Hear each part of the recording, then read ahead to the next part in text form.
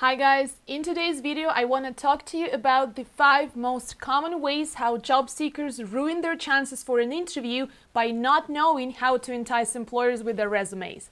I want to help you avoid those same mistakes and learn to fix them right away. If you want to make your job search easier and learn to make the most out of your career, please subscribe to this channel. If you help me get to my first 1,000 subscribers, I will do a very special YouTube live stream answering your career questions. So now, without any further ado, let's dive in. Number 1 is poor, unorganized formatting. I see so many resumes that have so much text jam-packed into one page. They have very long 4 to 5 line sentences, and then those people say that they have attention to detail. Paying attention to detail means that, first of all, you don't underestimate the importance of those small details and are willing to put in the effort to have yourself a good-looking document. Once your resume gets scanned through the applicant tracking system, it will be passed along to a human person, a recruiter or an HR specialist, and they will review your resumes and within seconds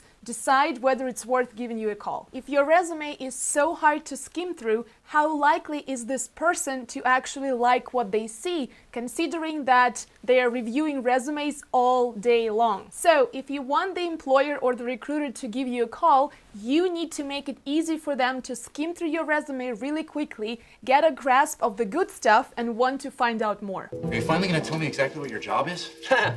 Please. The most important section of your resume is the top third of page 1. It is this section that gets the other person to decide whether they should keep reading. So this is not the place to stall them. Get to the point right away. So, how do you format your resume really well? First of all, be generous with blank space. It is the blank space that helps to make your resume more visually appealing and easy to skim through very quickly. Also, avoid long sentences. If you have a sentence for just one line, that is perfect. Your each bullet point should not be longer than 2 lines either. Pay attention to text alignment. Make sure that all of your dates are on one side and are aligned consistently. Make your headlines stand out so that they visually separate each section of your resume from the other one. And finally, avoid typos. You can never check your spelling enough. I know that it may sound super simple, but it's so easy to overlook. If you yourself aren't sure, get someone else to check your spelling and grammar. So if you want to give your resume a small formatting checkup right now, here are the things to pay attention to. Blank space, highlight your headlines, align your text, check your spelling, avoid long sentences. Mistake number 2. Focusing on job tasks and responsibilities. I still keep seeing the words responsible for in so many resumes, which is usually followed by a plain list of job tasks and functions that read like a plain job description. Every employer's top priority is what's in it for them.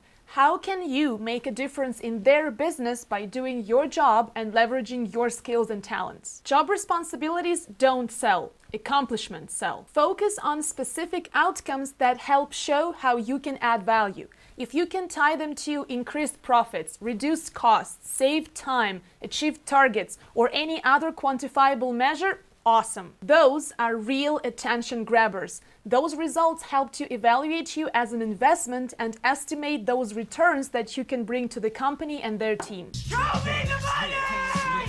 What do you do if you can't really measure those accomplishments with numbers? You can include more qualitative results, like the fact that you were selected for a special project, or promoted in record time, or recognized with an award.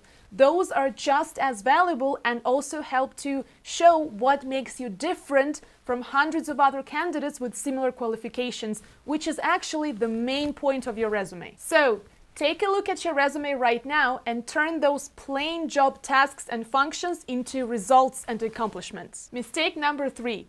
Trying to impress with buzzwords that make things confusing. Does this sound familiar? So I have a question about your resume, Anna. You mentioned that at your last place of work, and I quote, you drove continuous improvement through performing minimization of systematic errors using configuration while managing workflow optimization.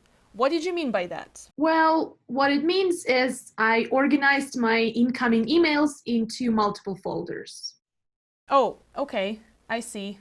Was that everything? Oh, I also organized some files alphabetically. Guys, I know you want your resume to sound smart, but remember, you need to be able to back up everything that you put on there. Those smart keywords or buzzwords can get you the interview, but it's how well you can prove it and how well you can sell your skills and talents that'll get you the job. As they say, simplicity is the ultimate sophistication. Don't undersell what you've done, but also don't get caught up in the race of who includes more words that no one can understand. Remember, when your resume is clear, it benefits everyone. So let's do another quick checkup right now. Look at your resume, highlight those smart buzzwords, and make sure that they make sense. Guys, quick reminder, a lot of these points are also true for your LinkedIn profile. If you think that your LinkedIn profile and your resume are the exact same thing, I have a spoiler alert for you. They're not. If you want to find out more about those important differences, check out this video where I review real LinkedIn profiles and help you highlight those important differences. Mistake number 4.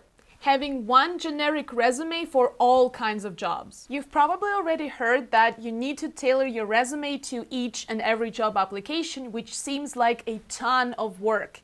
I know that takes a lot of effort, but think about it this way. If you have multiple targets in front of you and you're shooting with just one arrow, would you just shoot that arrow blindly, hoping that all of a sudden it hits many of those targets? Or would you actually choose one and aim more carefully to increase your chances of actually hitting that target?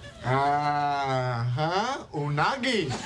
The same is true for your resume. The application process is usually pretty tiring and requires a lot of time and effort. If you don't want all of those hours you invested in it to go to waste, tailor your resume to each and every application and increase your chances of success. Mistake number 5. Treating your resume as your autobiography. Many job seekers believe that they should include the details of their entire work history in their resume and showcase every single step they took in their professional lives. They are under the impression that the more information they show to employers, the more likely they are to actually impress them. In reality, the opposite is true. Your resume does not need to have the details of everything you've done in your professional career. Your resume is just a snapshot of the most relevant information that positions you as a relevant and compelling candidate for this specific job that you're currently applying for. Let me give you a quick example. Let's say you're applying for a role in sales, but half of your professional life you spent doing finance or accounting. If you start showing and focusing too much on those details of your accounting experience, you're not increasing your chances of looking as a relevant and compelling candidate for a sales role. So instead of spending and wasting all of that space on your resume talking about your accounting background, focus on your selling experience, your sales skills and qualifications that help you look convincing and help you position yourself well for a role in sales with specific results and transferable skills that make you a great candidate. To sum up, more does not always mean better. Cut out the unnecessary details and focus on the relevant stuff in your resume. Okay guys, let's make a deal. You start typing in the comments below whether you've ever made any of these mistakes in your resume, and I will share 2 bonus points to help your resume look even better.